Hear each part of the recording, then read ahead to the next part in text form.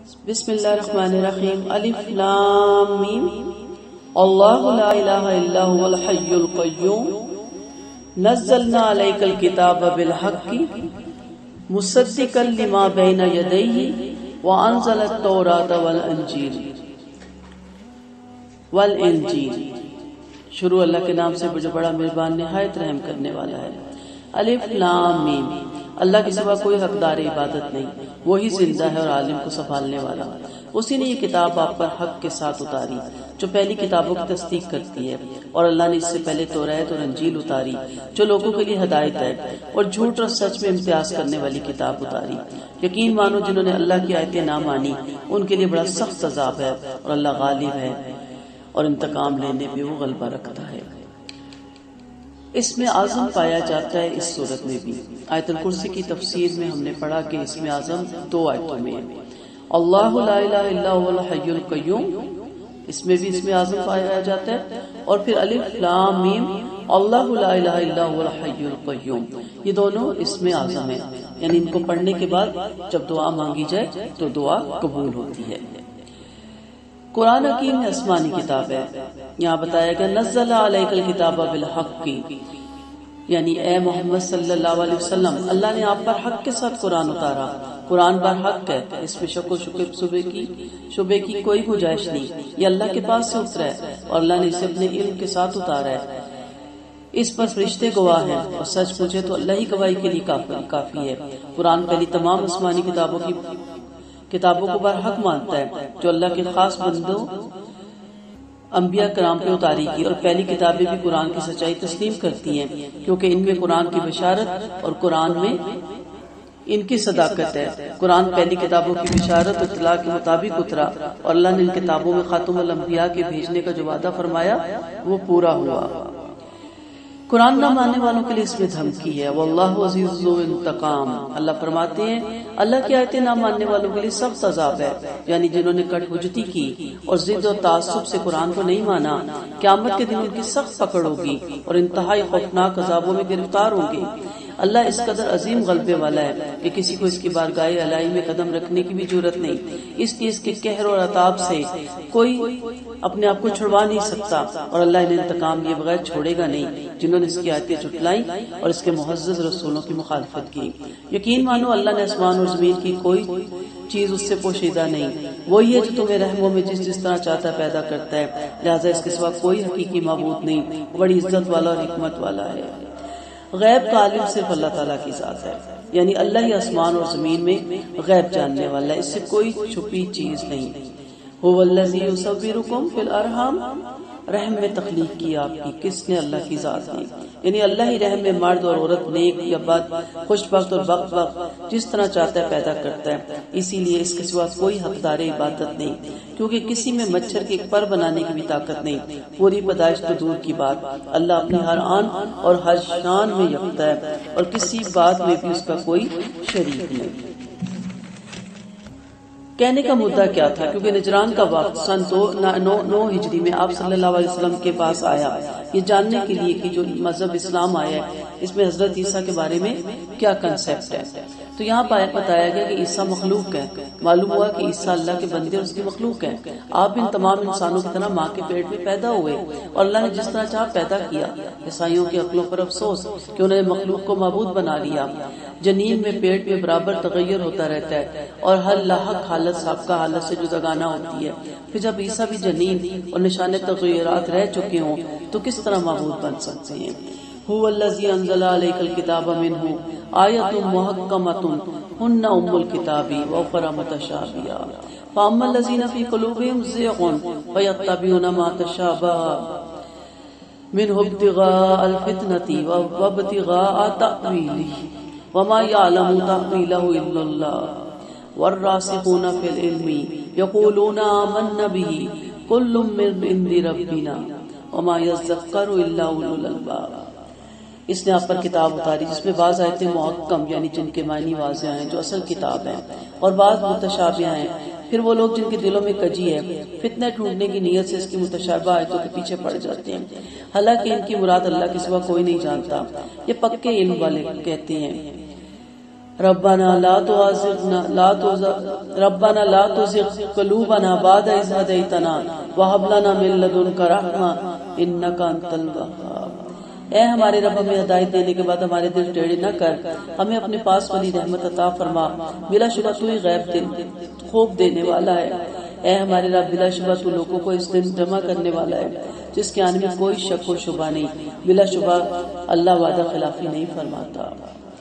یہاں پہ آپ دیکھیں محکم اور متشابہات کا ذکر ہو رہا ہے، یعنی قرآن مجید کی صاف صاف آیاتیں موجود ہیں جن کے معنی بھی صاف لوگوں کو معلوم ہے اور ہر شخص اس کو سمجھ سکتا ہے، لیکن اس پہ عمل کرنے کے باوجود جو کہ آسان کام ہے اس کو چھوڑ کے متشابہاتوں کے پیچھے پڑ جاتے ہیں جس کے معنی شبہ میں ڈال دیتے ہیں اور جس کے معنی مخفی رموز اور اسرار میں آتے ہیں۔ جیسے حضرت عیسیٰ علیہ السلام کی اللہ نے اپنی روح پھونکی، اب اس کو سامنے رکھ کے اپنی اپنی تحویلیں کرنے لگ گئے۔ کسی نے کہا کہ یہ اللہ کا بیٹا ہے، کسی نے کہا یہ خود حضرت عیسیٰ اللہ ہے، کسی نے کہا تین خداؤں کا ایک اوتار ہے۔ تو اس لیے پھر کہا جاتا ہے کہ جو متشابہ بات ہے اس کو اسی طرح لے لینا ہے جس طرح اللہ تعالیٰ نے نازل کی۔ محکمات اللہ کی حجتیں لوگوں کا بچاؤ اور حق اور باطل کے نظام میں فیصلے ہیں، ان میں وضع کی حیثیت سے تبدیلی نہیں کی جا سکتی، اور متشابہات کی صداقت میں آپ کو منع کیا گیا کہ اس کے بارے میں تبدیلی یا تعریف کی جائے یا اپنی عقل اس میں لڑائی جائے۔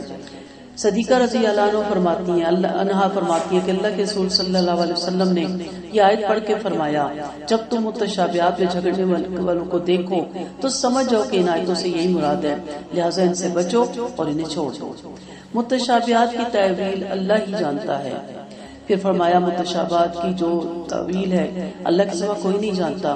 اللہ کے رسول صلی اللہ علیہ وسلم نے فرمایا، مجھے اپنی امت پر تین باتوں کا ڈر ہے، جب ان کے پاس مال کی کثرت ہوگی تو آپس میں حسد سے جنگ کرنے لگیں گے، جب ان کے پاس اللہ کی کتاب کھولی جائے گی تو ایمان والے اس کی تعویلیں ڈھونڈنے لگیں گے، حالانکہ اس کی تعویلیں اللہ کے سوا کوئی نہیں جانتا۔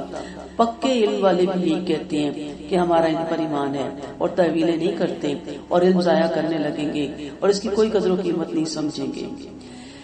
نبی کریم صلی اللہ علیہ وسلم کا فرمان ہے، قرآن اس لیے نہیں اترا کہ قرآن کی کوئی آیت کسی آیت کو جھٹلائے، ہاں تم جس سے پہچان لو اس پہ عمل کرنے لگو اور متشابہات پر ایمان لے آؤ، یعنی اس کی تعویل میں مت پڑو۔ اس آیت میں اللہ نے ان علماء کے پختہ علم والے قرار دیا جو تمام محکمات اور متشابہات پر برحق جانتے ہیں اور کہتے ہیں کہ محکم متشابہ کی اور متشابہ محکم کی تصدیق کرتے ہیں۔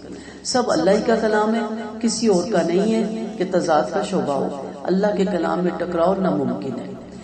یہاں پکے علم والوں کی فضیلت بیان کی گئی۔ اللہ کے رسول صلی اللہ علیہ وسلم نے فرمایا، پختہ علم والے وہ ہیں جو قسم کے پکے، زبان کے سچے، خالی الذہن سیدھے دل والے اور شکم اور شرمگاہ میں پارسا ہیں۔ ابن آدم کی روایت ہے۔ رحمت العالمین صلی اللہ علیہ وسلم نے فرمایا، چند لوگوں کو جب قرآن میں مباحثہ کرتے ہوئے دیکھا تو فرمایا، دیکھو تم سے پہلے لوگ اسی وجہ سے تباہ ہوئے کہ وہ اللہ کی کتابوں کی آیتوں کو ایک دوسرے کے خلاف بتا کر جھگڑا کیا کرتے تھے، حالانکہ اللہ کی کتاب کی ہر آیت دوسری آیت کی تصدیق کرتی ہے، لہذا خبردار آیتوں میں اختلاف پیدا کر کے انہیں نہ جھٹلاؤ۔ تمہیں جو آیت کا علم ہے اس میں گفتگو کرو، ورنہ اس کا علم اہل علم کو سونپ دو۔ پھر اسی طرح ہر اہل علم آیت کی تفسیر اپنی سمجھ کے مطابق کرتا ہے، اپنے علم کے مطابق دو رائے ہو سکتی ہے، اس کو اختلافی ایشو نہ بنایا جائے کہ فلاں تو اس کو اس طرح بتاتا ہے، فلاں تو اس کو اس طرح بتاتا ہے۔ تو ایک آیت سے بہت سے مسائل نکلتے ہیں، ٹھیک ہے، اور اس میں آپ میرے سے پوچھیں گی تو میں اس کا جواب اپنی سمجھ کے مطابق دوں گی، جو میں نے پڑھا، جس جگہ سے میں نے پڑھا۔ آپ کسی اور کے پاس جائے گی تو اپنے اس سے دے گی، تو تینوں چار رائے ہوگی، اس میں جو رائے بہتر لگے وہ آپ لے لیں، نہ کہ یہ کہ یہ غلط بتاتا ہے اور وہ صحیح بتاتا ہے اور وہ صحیح بتاتا ہے اور یہ غلط ہوتا ہے۔ کیا کہ جو ہمارے دل کو ٹھوکتی ہے ہم کہتے ہیں وہ صحیح بتاتا ہے، جو بات ہمارے دل کو نہیں ٹھوکتی ہم کہتے ہیں وہ صحیح نہیں بتاتا۔ پختہ اہل علم کی دعا کیا ہے؟ پکے علم والے اللہ سے یہ دعا مانگتے رہتے کہ اے ہمارے رب، جب تو نے ہمیں ہدایت دے دی تو اب ہمارے دل ٹیڑھے نہ فرما اور ہمیں اپنے پاس والی رحمت عطا فرما۔ اے اللہ، جب تو نے ہمیں ہدایت پر قائم کر دیا تو اب ہمیں اس سے نہ ہٹا اور ہمیں ٹیڑھے دل والوں کی طرح نہ بنا جو قرآن کی متشابہ آیتوں کے پیچھے پڑ جاتے ہیں۔ اے اللہ، ہمیں اپنی سیدھی راہ پر اور سچے اور سیدھے دین پر ثابت قدم رکھ، ہدایت پر جمائے رکھ، ہماری گندگیاں دور کر، ہمارے ایمان اور یقین میں زیادتی فرما، اور اے ہمارے رب تو اپنی بخشش ہمارے اوپر نچھاور کر۔ اللہ کے رسول صلی اللہ علیہ وسلم کی ایک دعا یہ بھی تھی کہ اے دلوں کو پھیرنے والے، اپنے دین پر ہمارے دل قائم رکھ۔ ام سلمہ رضی اللہ عنہ فرماتی ہے، میں نے پوچھا یا رسول اللہ کیا دل بھی پھر جاتے ہیں؟ فرمایا ہاں، ہر ایک کا دل اللہ کی 2 انگلیوں میں ہے، خواہ اسے ہدایت پہ قائم رکھے یا اس سے پھر جائے۔ ابن ابی حاتم کی روایت ہے۔ سب مل کے اللہ سے دعا کرتے کہ اللہ تعالیٰ ہمیں ہدایت دے اور اس پہ جمے رہنے کی توفیق دے اور ہمارے دل ٹیڑھے نہ کرنا۔ علم والے یہ دعا کرتے کہ اے رب تو قیامت کے دن لوگوں کو جمع کر کے ان میں فیصلہ کرنے والا ہے اور ہر ایک کو جزا و سزا دینے والا ہے۔ بلا شبہ قیامت کا دن آنے والا ہے، اور اے اللہ تو وعدہ خلافی نہیں کرتا۔ ان الذين كفروا لن تغني عنهم اموالهم ولا اولادهم من الله شيئا واولئك هم وقود النار۔ یقین مانو جنہوں نے کفر اختیار کیا، انہیں ان کا مال اور ان کی اولادیں اللہ کے عذاب سے کچھ بھی نہ کام آ سکے گی، یہی جہنم کا ایندھن ہے، جیسے آل فرعون کا اور ان سے پہلوں کا حال ہوا کہ انہوں نے ہماری آیتیں جھٹلائی، آخر انہیں اللہ نے ان کے گناہوں کی وجہ سے پکڑ لیا اور اللہ سخت عذاب والا ہے۔ واضح آیتیں، محکم آیتیں ہیں کہ قیامت کے دن مال اور اولاد کام آنے والی نہیں۔ یہ وہ 2 چیزیں جو ہمیں اللہ کے ذکر سے اور آخرت کے فکر سے غافل کرنے والی ہے۔ یہ وہ 2 چیزیں جس میں ہم سیلفش ہو کے اللہ کے دین کے کام سے بھی رک جاتے ہیں۔ قیامت کے دن کافر جہنم کا ایندھن بنے گے۔ اس دن ان ظالموں کا کوئی ہیلے، کوئی عذر کام نہیں آئے گا، ان پر پھٹکار ہی پھٹکار پڑی دے گی اور ان کا ٹھکانہ بدترین جگہ ہوگا۔ دنیا میں تو مال پر بھول کر اللہ کو بھول گئے، لیکن محشر میں یہ مال بھی کام آنے والا نہیں۔ اللہ کا عذاب نہ مال سے ہٹا سکے گا اور نہ اولاد کی مدد اس کے کام آئے گی۔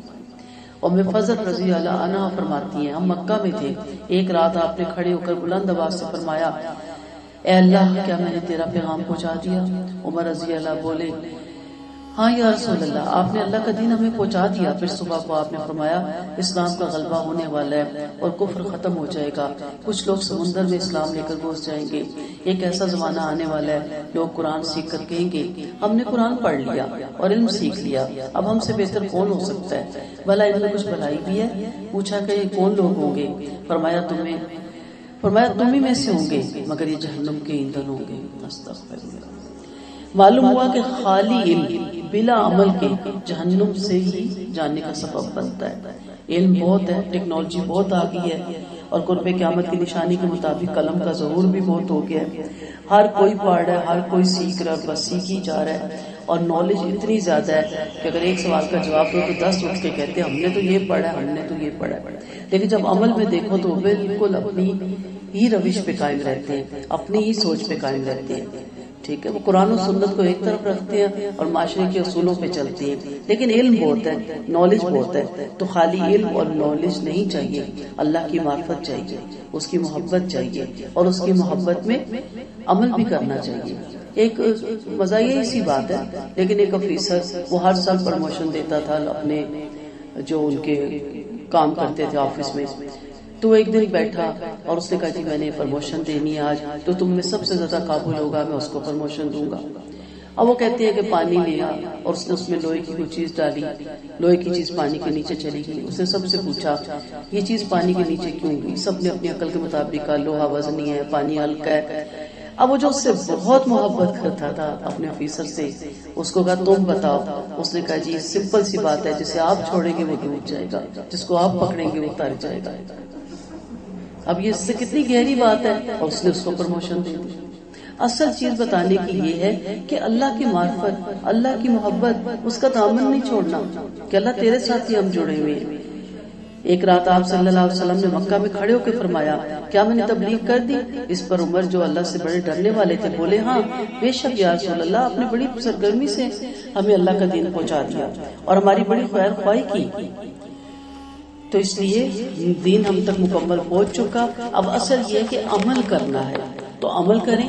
اور حضرت علی رضی اللہ عنہ کا مشہور میں ایک روایت بتاتی ہوتی ہوں نا کہ جب آپ صلی اللہ علیہ وسلم نے ان کو اپنا ایک اسٹوڈنٹ دیا اور وہ کچھ دنوں کے بعد نظر نہیں آیا، تو حضرت آپ صلی اللہ علیہ وسلم نے کہا حضرت علی تیرے شاگرد کا کیا ہوا؟ حضرت علی رضی اللہ عنہ نے فرمایا میں نے اس کو فَمَن يَعْمَلْ مِثْقَالَ ذَرَّةٍ شَرًّا يَرَهُ اور خیری یرا والی آیتیں پڑھائی اور وہ واپس ہی نہیں آیا۔ آپ صلی اللہ علیہ وسلم نے کہا اس کا پتہ تو کرو. اسے ڈھونڈ کے لائے, پوچھا تمہیں کیا ہوا, تم دوبارہ پڑھنے نہیں آئی؟ اس نے کہا مجھے سمجھ آ گئی کہ اگر میں بھلائی ذرا برابر بھی کروں گا تو میرا رب اس کا اجر دے گا, اور میں برائی بھی ذرا برابر بھی کروں گا تو میرا رب اس کو دیکھ رہا ہے, میری پکڑ ہوگی تو میرے لیے کافی ہے. تو آپ صلی اللہ علیہ وسلم کے وہاں بڑے خوبصورت الفاظ ہیں کہ علی کے شاگرد کو 2 ذرے ہی کافی ہو گئے. تو علم ہم تک پہنچ گیا, لیکن عمل سے ہم بہت دور ہیں. اللہ نہ کرے قرب قیامت کے ان لوگوں میں ہمارا شمار ہو جن کے قرآن حلق سے نیچے ہی نہیں اترتے. قل للذین کفروا ستغلبون فتحشرون الی جہنم وبئس المہاد. یہاں سے جنگ بدر کا واقعہ شروع ہو رہا ہے. کافروں سے کہہ دیجیے کہ تم مغلوب ہو جانے والے ہو, جہنم کی طرف جمع کیے جانے والے ہو, اور وہ بدترین ٹھکانہ ہے تمہارے لیے. ان 2 فوجوں میں جو بھیڑ گئی تھی ایک نشانی تھی, ایک جماعت اللہ کی راہ میں لڑی تھی اور دوسری جماعت کافروں کی تھی. یہ جماعت پہلی جماعت کو خود اپنی آنکھوں سے اپنے سے دکھنا دیکھتی تھی, اور اللہ اپنی مدد سے جسے چاہتا ہے تقویت پہنچاتا ہے. بلا شبہ اس میں آنکھوں والوں کے لیے بڑی عبرت ہے. یہاں پہ فتح بدر غلبہ اسلام کی نشانی ہے, اس کے بارے میں بتایا گیا. یعنی بتایا گیا کہ اے کافرو, جنگ بدر نے تمہارے لیے عبرت کا سامان مہیا کر دیا, اور اللہ نے یہ بتا دیا کہ وہ اپنا دین غالب کر کے, اپنے رسول کو بڑھا کر اور اپنا بول بالا کر کے ہی رہے گا, اور خود اپنے رسول صلی اللہ علیہ وسلم کی اور مسلمانوں کی مدد فرمائے گا.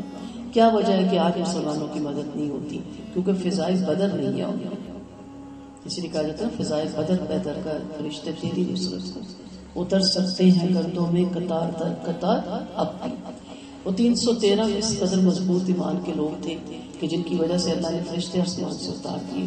اور آج ہم کتنے ارب میں شمار ہوتے ہیں, لیکن دیکھ لیں کہ ہماری مدد نہیں کی جا رہی, کیونکہ ہمارا صرف حلق تک قرآن رہ گیا اور زبان تک اسلام رہ گیا, ہمارے عمل میں ہمارے وجود میں وہ نظر نہیں آتا. جنگ بدر کا بیان کرتے ہوئے اللہ فرماتے ہیں 2 جماعتیں بھیڑ گئی, یعنی مسلمان اور کافر. جنگ بدر کی طرف اشارہ ہے. جنگ بدر میں مسلمان مشرکوں کو دگنے معلوم ہو رہے تھے, حالانکہ مشرک مسلمانوں سے 100 گنا تھے. یہ اللہ کی طرف سے مسلمانوں کی غیبی مدد تھی. جنگ بدر سے پہلے مشرکوں نے عمیر بن سعد کو جاسوس بنا کر بھیجا تاکہ مسلمانوں کی تعداد معلوم ہو جائے. اس نے حالات کا مطالعہ کرنے کے بعد بتایا کہ مسلمان کم و بیش 300 ہیں, یقیناً تھے ہی 313. اس کا اندازہ درست تھا, مگر عین لڑائی کے وقت میدان جنگ میں اللہ نے اپنے 1000 خاص معزز فرشتے مسلمانوں کی مدد کے لیے بھیج دیے. اس لیے کافروں کو مسلمان بہت زیادہ معلوم ہو رہے تھے. مسلمانوں کو معلوم تھا کہ مشرک ہم سے بہت زیادہ ہے, مگر پھر بھی اللہ نے فتح نصیب فرمائی کیونکہ وہ پیچھے نہیں ہٹے, اور وہ اللہ نے ان کو پھر غلبہ دیا. تو جب ایمان مضبوط ہوتا ہے تو آپ اپنی عدد کے تحت نہیں جیتتے, آپ اپنی دولت کے تحت نہیں جیتتے. اس ایمان کی وجہ سے اللہ تعالیٰ آپ کی مدد کے لیے فرشتے اتار دیتا ہے. زُيِّنَ لِلنَّاسِ حُبُّ الشَّهَوَاتِ مِنَ النِّسَاءِ وَالْبَنِينَ وَالْقَنَاطِيرِ الْمُقَنطَرَةِ مِنَ الذَّهَبِ وَالْفِضَّةِ وَالْخَيْلِ الْمُسَوَّمَةِ وَالْأَنْعَامِ وَالْحَرْثِ ذَلِكَ مَتَاعُ الْحَيَاةِ الدُّنْيَا واللہ عنده حسن المآب. اب ان چیزوں کی طرف اشارہ ہے جو ایمان کو کمزور کرتی ہیں. اگر اس سے دل نہ لگایا جائے اور ان چیزوں کو رائے خدا استعمال کیا جائے تو مومن کے یہ ہتھیار بن سکتے ہیں اور بہترین دین کو پھیلایا جا سکتا ہے. لیکن یہی چیزیں جب آپ کے دل میں آ جاتی ہیں تو یہ چیزیں پھر رکاوٹ بن جاتی ہیں اور ایمان کی کمزوری کا سبب بنتی ہیں. نفسانی خواہشوں کی محبت لوگوں کو خوبصورت دکھائی کی, یعنی عورتوں کی, بیٹوں کی, چاندی اور سونے کے جمع کیے ہوئے ڈھیروں کی, سدائے ہوئے گھوڑوں کی, جانوروں کی اور کھیتی کی محبت پر لوگ فریقہ ہیں. یہ دنیاوی زندگی میں فائدہ اٹھانا ہے اور اللہ کے پاس بہترین ٹھکانا ہے. آپ کہہ دیجئے کہ میں تمہیں ان سب سے بہتر اللہ کے پاس والی چیز نہ بتاؤں. پرہیزگاروں کے لیے وہ باغات ہیں جن میں نہریں بہہ رہی ہیں, جہاں وہ ہمیشہ رہیں گے, اور پاکیزہ بیویاں ہیں اور اللہ کی رضا ہے, اور اللہ بندوں کو خوب دیکھ رہا ہے. اس آیت میں دنیاوی زندگی کا بیان ہے جو لوگوں کو طرح طرح سے خوبصورت معلوم ہوتی ہے. اس کا بیان کی ابتدائی میں عورتوں کا ذکر کیا گیا کیونکہ عورتوں کا فتنہ تمام فتنوں سے بڑھ کے ہے. اللہ کے رسول صلی اللہ علیہ وسلم نے فرمایا, میں اپنے بعد مردوں میں عورتوں سے زیادہ نقصان دہ کوئی فتنہ نہیں دیکھتا. اگر شادی کرنے سے پاک دامنی اور کثرت اولاد کی نیت ہو تو عورت قابل قدر و منزلت ہے اور لائق محبت و شفقت ہے. حدیث میں آتے ہیں آپ صلی اللہ علیہ وسلم نے فرمایا, بہترین شخص وہ ہے جس کے نکاح زیادہ ہوں. دنیا حقیر پونجی اور دنیا کی بہترین پونجی نیک بیوی ہے.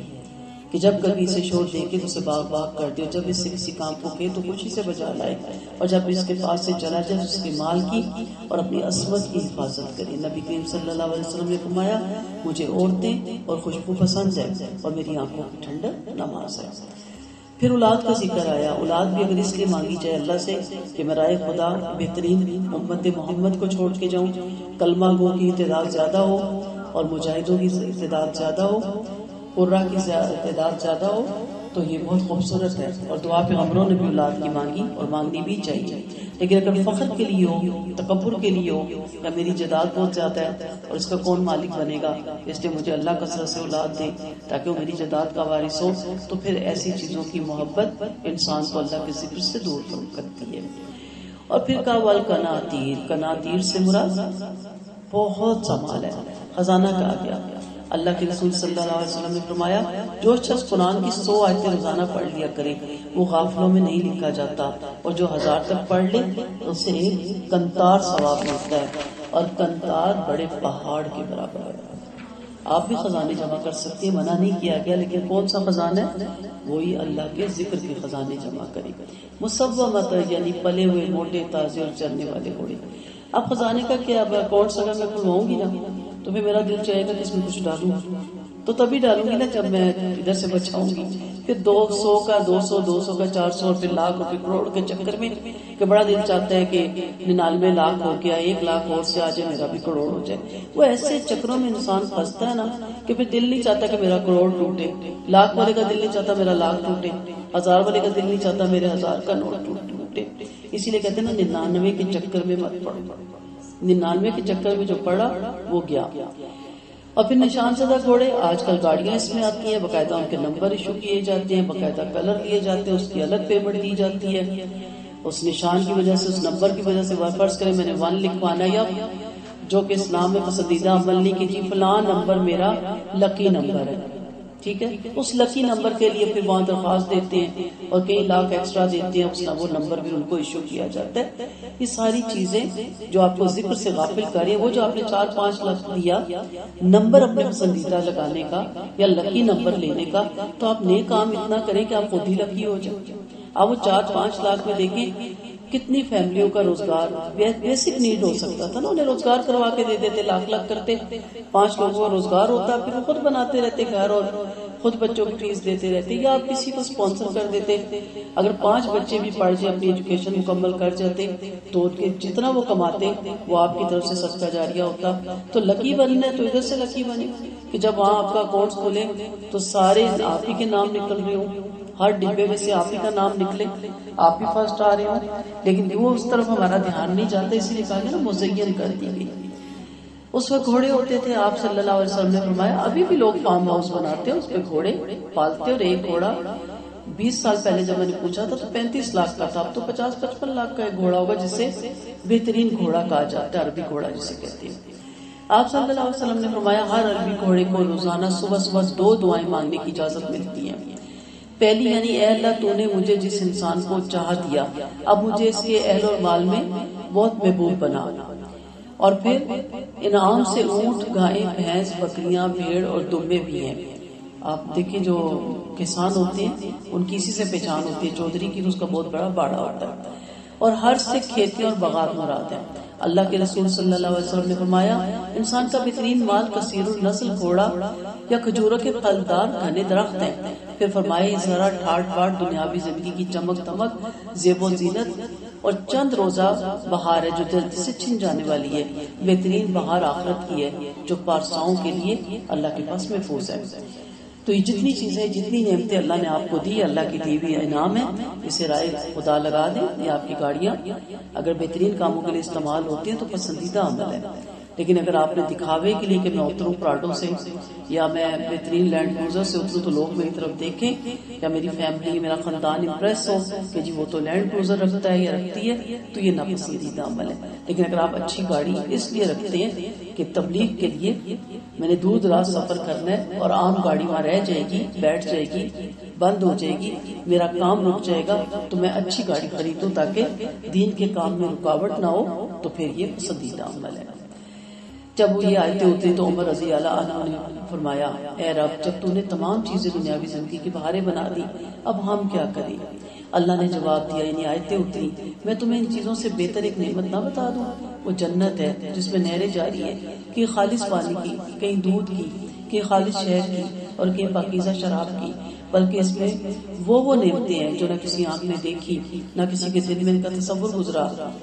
ہمیشہ اس میں رہنا ہے۔ یہاں تو کیا ہوتا ہے، سب ٹھاٹ پڑے رہ جائیں گے جب لات چلے گا بنجارا، رہ جائیں گے نا ٹھاٹ، میرا اگر 1 لاکھ کا بھی پلنگ ہے یا میرا 10,000 کا بھی ہے، سونا ہی ہے نا، لیکن یہی رہ جائے گا، ساتھ تو نہیں جائے گا۔ اگر میں گولڈ پہنتی ہوں یا میں ڈائمنڈ پہنتی ہوں، کھاتی تو روٹی ہی ہوں نا۔ کسی نے بڑا اچھا وہ فیس بک پہ لکھتا نا کہ مجھے سمجھ آیا کہ میں 10,000 کی گھڑی پہنوں یا میں 1,000 کی بتائے گی تو 2.5 کہ 10,000 کی گھڑی کچھ اور بتاتی ہے، ساتھ شو ضرور مارتا ہے بندہ، یہ شو ہی تو مار گیا، دکھاوا ہی تو مار گیا۔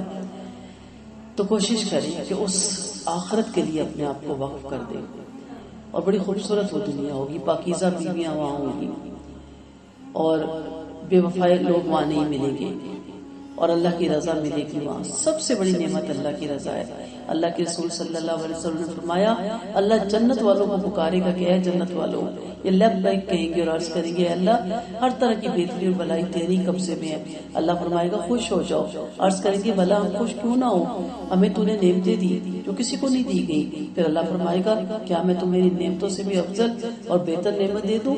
پوچھیں گے ان سے افضل کیا نعمت ہے؟ ارشاد ہوگا میں تم پر اپنی رضا اتارتا ہوں، اب میں تم پر کبھی ناراض نہیں ہوں گا۔ حدیث سے پتہ چلتا ہے جب جنتیوں کو اللہ کی رضا کی بشارت ملے گی تو پھولے نہیں سمائیں گے۔ اللہ تعالیٰ ہم سب کو اس میں شامل کرے گا۔ الذین یقولون، یہ جنتی کون ہے؟ ربنا اننا آمنا واغفر لنا ذنوبنا وقنا عذاب النار والصابرین والصادقین والقانتین والمنفقین والمستغفرین بالاسحار۔ یہ جنتی وہ ہیں جو کہتے ہیں اے ہمارے رب بے شک ہم ایمان لائے، ہمارے گناہ بخش دیجیے اور ہمیں جہنم کے عذاب سے بچا دیجیے۔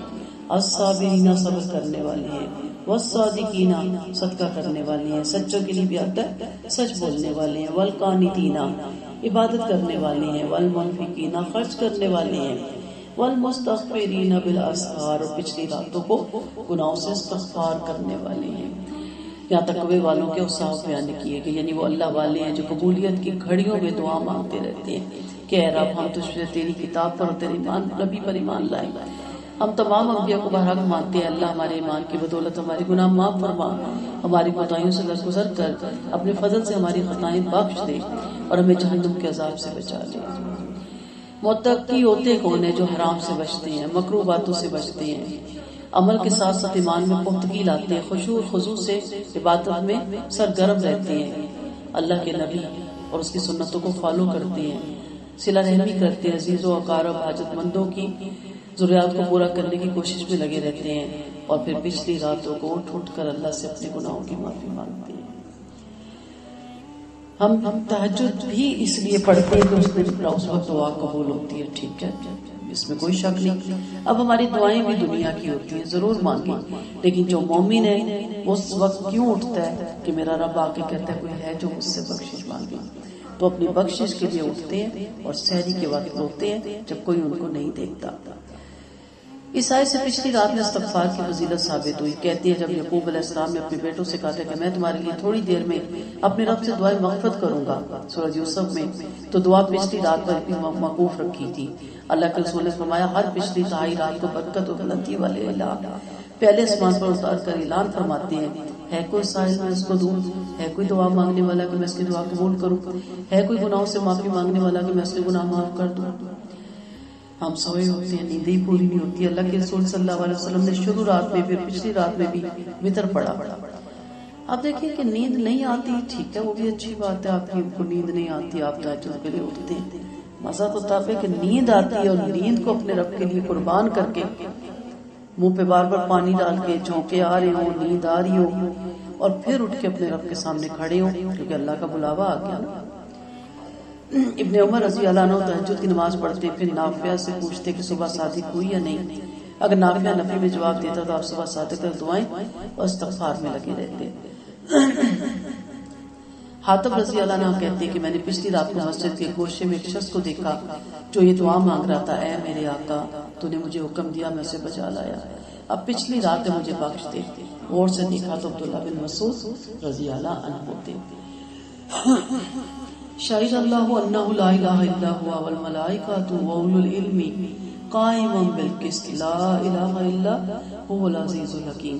اللہ نے اس بات کی گواہی دی کہ اس کے سوا کوئی حقدار عبادت نہیں، اور فرشتوں نے بھی اور علم والوں نے بھی کہ اس کے سوا کوئی عبادت کے لائق نہیں، وہ سب کا غالب اور بڑی حکمت والا ہے۔ یقین مانو اللہ کے نزدیک دین ہی اسلام ہے، اور اہل کتاب نے اپنے پاس علم آ جانے کے بعد ہی باہم ضد اور بحث سے پھوٹ ڈالی، اور جو اللہ کی آیتیں نہ مانے وہ یقین رکھے کہ اللہ بہت جلد حساب لینے والا ہے۔ اگر مشرک آپ سے جھگڑنے لگے تو آپ کہہ دیجیے کہ میں نے اپنی ذات سے اللہ کی فرما برداری کی، اور میری پیروی کرنے والوں نے بھی، اور اہل کتاب اور ان پڑھوں سے کہہ دیجیے کیا تم بھی فرما برداری اختیار کرتے ہو؟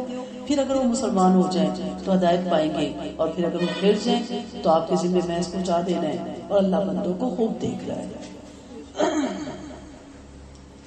یہاں سے علماء کی فضیلت و خصوصیت معلوم ہوتی ہے۔ اس آیت میں اللہ نے خود توحید کی گواہی دی، اور اس کی گواہی کافی تھی، اس کے باوجود جو فرشتوں کی گواہی کا ذکر کیا، اور اس کے بعد یہاں علماء کی گواہی کا ذکر کیا کہ وہ عالم، وہ علماء جو اللہ کی گواہی دینے کے لیے تیار ہیں۔ اب اللہ نے تو اپنے آپ کو خود دیکھا ہے، فرشتوں نے اللہ کو دیکھا ہے، علماء نے نہ اللہ کو دیکھا ہے نہ فرشتوں کو، لیکن وہ قرآن پڑھ کے، حدیثیں پڑھ کے اس چیز پر ایمان لاتے ہیں، اور وہ اس کو ایکسپٹ کرتے ہوئے قبول کرتے ہیں، اور دیکھا انہوں نے آنکھوں سے نہیں، علم یقین کی بنیاد پہ وہ گواہی دیتے ہیں۔ جیسے عین یقین کے علاوہ آنکھوں سے بھی انہوں نے دیکھا ہو تو آنکھوں سے انہوں نے نہیں دیکھا ہوتا، تو ان کی اتنی زیادہ فضیلت اور عظمت یہاں بیان کی گئی ہے۔ اسلام پسندیدہ دین ہے، اللہ کے نزدیک پسندیدہ دین صرف اسلام ہے۔ اسلام یعنی فرما بردار بن کے رہنا معلوم ہوا کہ اسلام اول سے لے کر آخر تک تمام انبیاء کی فرما برداری کرنا ہے۔ رحمت العالمین پر نبوت اور رسالت ختم ہو گئی اور تمام دین منسوخ ہو گئے، اب انبیاء کی پیروی کرنے کی ضرورت صرف ایک ہی صورت میں، اگر رحمت العالمین صلی اللہ علیہ وسلم پر ایمان لایا جائے۔ جو شخص آپ کی واسطت کے بعد آپ کی شریعت کے علاوہ کوئی اور دین قبول کرے گا، اللہ کے نزدیک وہ دین قبول نہیں ہوگا۔ سو توحید میں جھگڑا نہیں ہے، یعنی اگر مشرک مسئلہ توحید میں جھگڑنے لگے، آپ صاف صاف کہہ دیں میں صرف اپنے رب کی تنہا عبادت کرتا ہوں، اس کے ساتھ کسی کو شریک نہیں ٹھہراتا، کیونکہ زیادہ جھگڑا اہل علم سے اسی چیز کا ہوتا ہے کہ فلاں غوث ہے، فلاں داتا ہے، فلاں سخی ہے، فلاں مشکل کشا ہے، فلاں بری ہے، تم کیوں نہیں مانتے؟ میں ہمیشہ کہتی ہوں ہم ان کو مانتے ہیں پر ان سے مانگتے نہیں، ان کی بھی مانتے ہیں، ان کی ہسٹریاں دیکھتے ہیں، ان کے اقوال پڑھتے ہیں، لیکن نبی کے اقوال سے جو ٹکراتا ہے وہ ہم نہیں لیتے۔ لیکن میں نے جب ان کی ہسٹریاں پڑھی تو کوئی چیز بھی نہیں ٹکراتی، وہ اللہ والے لوگوں کو اللہ سے جوڑنے کے لیے آئے، انہیں جو نظر آیا پڑھنے کے بعد، سمجھنے کے بعد، انہوں نے عوام کو بتایا۔ وہ سخی تھے، وہ غنی تھے، اور لوگوں نے ان کی یہ چیزیں دیکھ کے ان کے لڑ پکڑ لیے اور ان سے مانگنا شروع کر دیا۔ دینے والی صرف اللہ کی ذات ہے۔ سو دین والوں کو اسلام کی دعوت کا حکم ہے۔ پھر رحمت العالمین صلی اللہ علیہ وسلم کو حکم دیا کہ آپ اپنے دین و طریقے کی اہل علم کو دعوت دیں اور ان سے پوچھ لیں کہ اسلام قبول کرتے ہو یا نہیں۔ اگر وہ مسلمان ہو جاتے ہیں تو راہ پر آ جائیں گے، اگر انکار کرتے تو آپ فکر نہ کریں، آپ کے ذمہ محض تبلیغ ہے اور یہی آپ کا فرض ہے جسے آپ ادا کر چکے۔ پھر اللہ ان سے خود نپٹے گا، سب کو اللہ کی طرف لوٹ کر جانا ہے۔ اب اس کا یہ مطلب نہیں کہ ہم لائٹلی تبلیغ کریں۔ آپ صلی اللہ علیہ وسلم اس قدر ورڈ ہوتے تھے کہ آپ کے بارے میں آیتیں ہوتی کہ آپ اپنی جان کو ہلاکت میں ڈال دو گے۔ پورے سنسیئر ہو کے، پوری محنت سے، پوری کوشش سے جان بھی لگائیں، مال بھی لگائیں، وقت بھی لگائیں، صلاحیت بھی لگائیں، اور سیرت النبی پڑھ کے اس حکمت کے ساتھ دوسروں کو مائل کرنے کی کوشش کریں۔ ان کو حق پہ لانا ہے یا نہیں لانا یہ اللہ کا کام ہے، وہ رب کے حوالے کر دیں۔ اور اگر وہ حق پہ نہیں آتے تو ورڈ ہوتا ہے انسان، خاص طور پہ اپنے دوست احباب اور اپنے رشتہ داروں کو دیکھ کے دکھ ہوتا ہے، لیکن ہم کچھ نہیں کر سکتے۔ جب نبی کو یہ بتایا گیا تو ان کی امت کو بھی یہی بتایا گیا کہ آپ صرف پہنچا سکتے ہیں۔ آپ صلی اللہ علیہ وسلم نے فرمایا اس کی قسم جس کے ہاتھ میں میری جان ہے، اس دور یعنی میری بعثت کے بعد جس یہودی عیسائی نے میری دعوت سنی اور مجھ پر ایمان نہ لایا، اسی طرح مر گیا تو وہ جہنمی ہے۔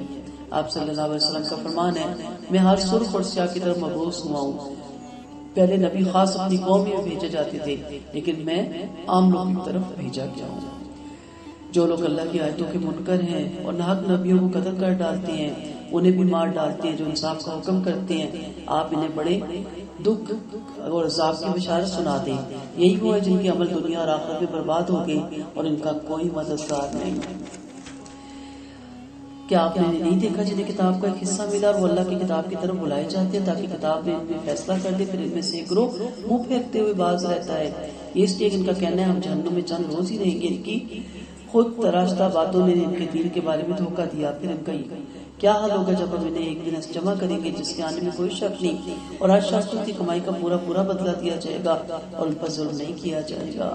قل اللہم مالک الملک تؤتی الملک من تشاء وتنزع الملک ممن تشاء وتعز من تشاء وتذل من تشاء بیدک الخیر انک علی کل شیء قدیر تولج اللیل فی النہار وتولج النہار فی اللیل وتخرج الحی من المیت وتخرج المیت من الحی وترزق من تشاء بغیر حساب۔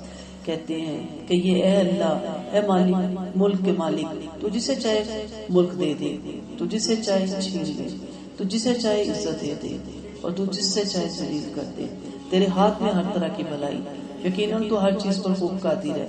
تو رات کو دن میں داخل کرتا ہے اور دن کو رات میں، اور تو مردے سے زندہ پیدا کرتا ہے اور زندے سے مردہ، اور تو جسے چاہے بلا حساب روزی دیتا ہے۔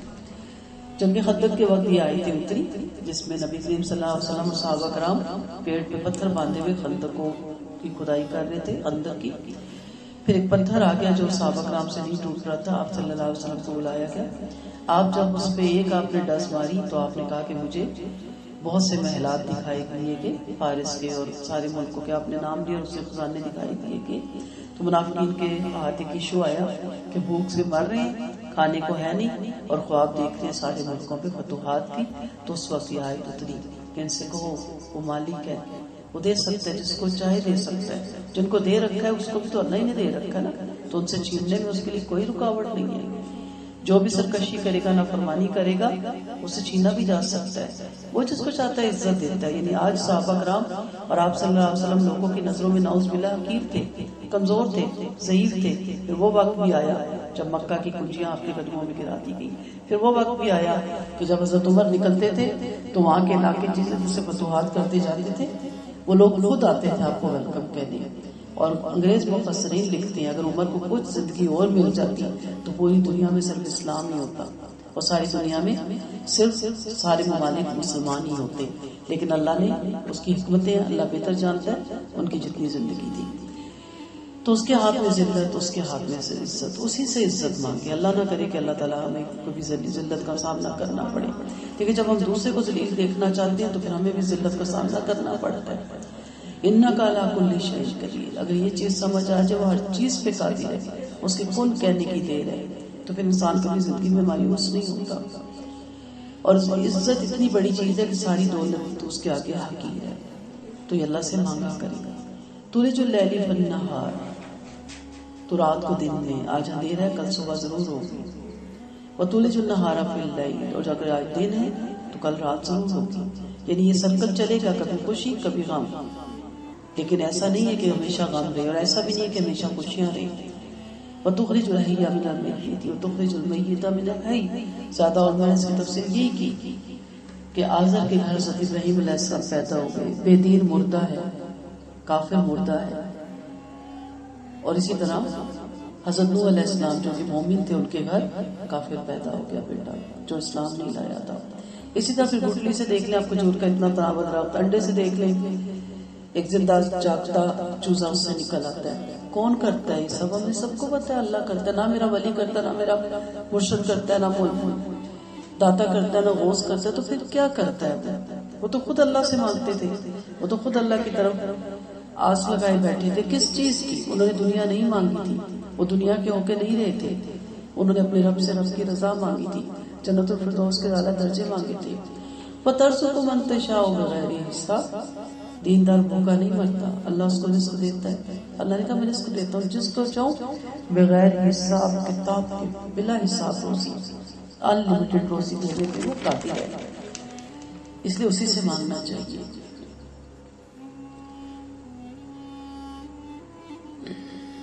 لا يتخذ المؤمنون الكافرين اولیاء من دون المؤمنین ومن يفعل ذلك فليس من الله في شيء الا ان تتقوا منهم تقاه. مسلمان ایمان والوں کو چھوڑ کر یہ کیوں بتایا گیا؟ ہم اسی لیے غیر قوموں سے امپریس ہوتے ہیں کہ ہمیں فائدہ دیں گے. کا مسلمان ایمان والوں کو چھوڑ کر کافروں کو دوست نہ بنائیں. اور جس نے ایسا کیا وہ کسی چیز میں بھی اللہ کا نہیں. ہاں اگر تم ان سے اپنا بچاؤ چاہو تو دوسری بات ہے. اللہ تمہیں اپنی ذات سے ڈراتا ہے اور لوٹ کر اللہ کے پاس جانا ہے. یعنی یہاں منع فرمایا جا رہا ہے کہ ہمراز دوستی، دلی دوستی کافروں سے نہ کی جائے. باقی ہیلو ہائی رکھی جائے. اور اگر آپ ان کے ملک میں ہیں تو ظاہری بات ہے وہاں رہنے کے لیے آپ ان سے اتنا لیکس رکھ سکتے ہیں کہ آپ اپنے آپ کو محفوظ سمجھیں. جیسے ان کے ساتھ کوئی کاروبار ہے، ہماری ڈیل ہے، یا آپ ان کے انڈر ہیں، ان کے آفس میں کام کر رہے ہیں، تو ظاہری بات ہے آپ کو اخلاق اپنا اچھا رکھنا چاہیے. لیکن ہم راز نہیں کہ جو کہ آپ مسلمان ایسے کرتے ہو، آپ ان کی دل جوئی کے لیے کہ ہاں تم ٹھیک کہتے ہو ہم مسلمان ایسے کرتے ہیں. مت اس چیز کا جواب دیں. ہمیشہ پروکار نہیں اور اپنے اندر کے راز بھی مت بتائیں، اپنے اندر کی باتیں بھی انہیں مت بتائیں. یہاں پہ منع فرمایا کہہ دیجئے خواہ تم اپنی دلی باتیں چھپاؤ یا ظاہر کرو، سب اللہ کو معلوم ہے. اللہ جو کچھ آسمانوں میں اور جو کچھ زمین میں سب جانتا ہے اور اللہ ہر چیز پر خوب قادر ہے. جس روز ہر شخص اپنے اچھے اور برے عمل موجود پائے گا تمنا کرے گا کاش ان برائیوں اور ان کے درمیان دور والی مسافت ہو جائے. اور اللہ تمہیں اپنی ذات سے ڈراتا ہے اور اللہ اپنے بندوں پر بڑا ہی مہربان ہے. یہ قیامت کا دن ہوگا. ٹھیک ہے، یوم تجید قیامت کا دن ہوگا. ابھی تو ہم سمجھے نا ہم گناہ کر رہے، خدا نہ خاصہ کوئی دیکھ نہیں رہا، تو اللہ دیکھ رہا ہے. اور ہمارے دل میں اگر کینے اور بغض ہے دوسروں کے لیے تو بھی اللہ دیکھ رہے ہیں. ظاہر کرو یا چھپاؤ سب جانتا ہے. اس سے کوئی چیز چھپی بھی نہیں ہے. وہ اللہ علیہ کل شیء قدیر. وہ دنیا میں بھی قدرت رکھتا ہے کہ آپ کے کینے باہر نکال دے، لیکن اللہ تعالیٰ نے آپ کے پردے ڈھانپے ہوئے. لیکن ایک دن ایسا بھی آئے گا جو گناہ ہمارے ایسے جن سے ہم نے توبہ نہیں کی، جن کو ہم نے چھوڑا نہیں، وہ سامنے آنے کھڑے ہونے. رجسٹر کی صورت میں بھی ہو جائیں گے، پڑھ کے سنایا جا سکتا ہے. شکل کی صورت میں بھی اعمال ناموں کو پیش کیا جائے گا. جیسے قبر کے بیان میں آتا ہے کہ وہ آئے گا اور بندہ کہ کتنا برا ہم نشین ہے، تو اتنا بدبودار ہے، تو اتنا سڑا ہوا ہے کہ میں پہلی قبر سے تانگوں اوپر سے تو آ گیا تو کہے گا میں تیرے ہی تو اعمال ہوں. دنیا میں تو میرے اوپر لات سواری کرتا تھا. خوش ہوتے ہیں نا، آج میں تجھ پہ سوار ہوں گا. آپ بتائیں اتنا گندا غلیظ آدمی آپ پہ سوار ہو جائے کیسا لگے گا؟ اللہ نہ کرے. اسی طرح جو اچھا مومن بندہ اس کے ساتھ بڑا نفیس ہم نشین ہوگا، وہ کہے گا تو کون ہے، تجھے میں نہیں جانتا. وہ کہے گا میں تیرے اعمال تھا. ٹھیک ہے، دنیا میں میں تیرے پہ سوار ہوں، کیونکہ نیک اعمال کرنا بڑا مشکل ہے، گندے رہ جاتے ہیں. گناہوں سے بچنے میں بھی بڑی قوت چاہیے. وہ کہے گا تو مجھ پہ سوار ہو، یعنی اب تجھے میں ریلیکس رکھوں گا. تو کہا گیا کہ جو عمل کرے گا برا وہ کیا چاہے گا، آج میرے اور اس کے درمیان دوری ہو، بہت دور کی. ابھی تو کہتے قریب ہو، ٹی وی میرے روم میں ہونا چاہیے، موبائل میرے پاس ہونا چاہیے. کیوں یہ چیزیں اتنی قریب کیوں ہیں؟ کیونکہ ہمیں لذت ملتی ہے ان چیزوں سے. ہر بات میرے نوٹس میں ہونی چاہیے. کیونکہ ایک ہم نے بندہ رکھا ہوتا ہے جو پورے خاندان کی ہمیں رپورٹیں دے. سننے کا شوق ہے نا، دیکھتے کیا کرنا ہے. جب آپ نے کچھ کرنا نہیں تو آپ پرائم منسٹر ہے کہ سارے ملک کی خبر گیری کر رکھنا آپ کے لیے ضروری ہے. اس وقت انسان کہے گا اللہ تعالیٰ یہ کوئی نشر نہ کرے، یہ سلائڈ نہ چلے، یہ مووی نہ چلے، یہ لیٹر نہ پڑھی جائے. اللہ تعالیٰ اپنے نفس سے ڈرا رہا ہے کہ یہاں لوگوں سے نہیں ڈرتے ہو، مجھ سے ڈرو. وہاں بھی لوگ تمہارے اسی کام نہیں آئیں گے، میں ہی آگے آؤں گا. واللہ رؤوف بالعباد. کہ اللہ بڑا ہی رحیم ہے جو اپنے بندوں کو وقت دیتا ہے، ڈھیل دیتا ہے، ایک دم نہیں پکڑتا، موت سے پہلے تک چھوٹ دیتا ہے. پھر کرنا کیا ہے؟ قل ان کنتم تحبون اللہ فاتبعونی یحببکم اللہ ویغفر لکم ذنوبکم واللہ غفور رحیم. اللہ کی محبت اتباع رسول صلی اللہ علیہ وسلم پر موقوف ہے. یہ ہر دعویدار محبت رسول صلی اللہ علیہ وسلم کے لیے فیصلہ کن ہے، خصوصاً اس کے لیے جو آپ کے طریقے سے منحرف ہے، بے شک جھوٹا ہے. جب تک اپنے تمام اقوال اور افعال میں شریعت محمدی صلی اللہ علیہ وسلم کی پیروی نہ کرے. اللہ کے رسول صلی اللہ علیہ وسلم نے فرمایا جس نے کوئی ایسا عمل کیا جو ہمارے دین میں نہیں، وہ عمل مردود ہے. اسی وجہ سے بتایا گیا کہ اللہ کی محبت کا معیار اتباع رسول ہے. اتباع رسول پر طلب سے زیادہ اجر ملتا ہے. بندوں کی دوستی سے اللہ کی دوستی بہت زیادہ مفید ہے. بعض لوگ کہتے تھے ہم اللہ کے محب ہیں، اللہ نے یہ آیت اتار کر ان کی محبت آزمائی. آپ کو پتا ہے یہود و نصارہ کہتے تھے نا. ہمارے یہاں بڑے بڑے اشکال رسول ہیں، تو اللہ نے یہ اتار کر ان کی محبت آزمائی. اللہ کے رسول صلی اللہ علیہ وسلم نے فرمایا صرف اللہ کے لیے محبت اور عداوت ہی دین ہے. ابن ابی حاتم کی روایت ہے. اللہ اپنے رسول کی اتباع کی وجہ سے رسولوں کی پیروی کرنے والوں کے گناہ بھی معاف کر دیتا ہے. یہی مانیے کہ رسول کریم صلی اللہ علیہ وسلم کی شفاعت نصیب ہوگی. اللہ ہمیں ان لوگوں میں شامل کرے جن کی شفاعت نبی کریم صلی اللہ علیہ وسلم کریں گے. سو ہر شخص کو حکم دیا جا رہا ہے کہ اللہ اس کے رسول صلی اللہ علیہ وسلم کی اطاعت کرو. اگر اس کے خلاف کرو گے تو اللہ کا محبوب نہیں بنو گے, کیونکہ مخالف رسول کافر اور اللہ کو کافروں سے محبت نہیں. تو معلوم ہوا کہ کتاب و سنت کی مخالفت کفر ہے اور ایسا شخص اللہ کا دشمن ہے. گو وہ اپنے آپ کو اللہ کا دوست سمجھتا ہو. اللہ کی محبت حاصل ہو ہی نہیں سکتی جب تک رحمت العالمین کے دین کی پیروی نہ کی جائے. اللہ تعالیٰ ہمیں سنتوں کو صحیح فالو کرنے والا بنائے.